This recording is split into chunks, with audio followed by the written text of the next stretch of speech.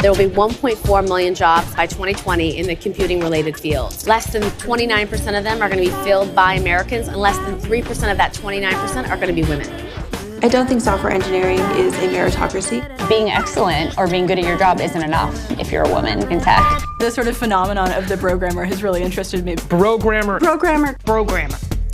It's hard to encourage more women to come into an environment that will sexually harass them and not fund them. As soon as a woman gets introduced, it's like blood in the water. When companies started putting these full diversity disclosure reports out there, it became very obvious, wow, there really is a problem.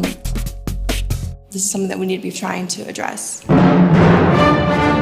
Women were the pioneer programmers. They've been written out of history, unfortunately. Grace Hopper came up with the concept of real programming languages. Coding's magic. I like coding because instead of us being consumers, we could be like a producer. In the same way that everyone should know a little bit about law and everyone should know a little bit about economics, you probably should know a little bit about computer science. Growing up, I was actually a system kid. I didn't know that I could learn how to code like so quickly.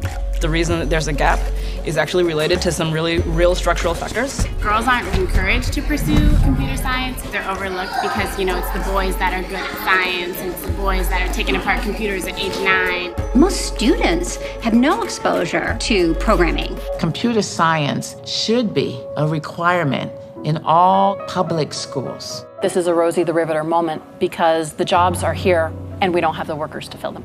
For the digital revolution to truly be great, it can't just be for a certain set of people. I'm hopeful because I think that the tech industry could move the fastest. If we see the problem, we can debug it. This is our country, our cities, our communities, our children, our code.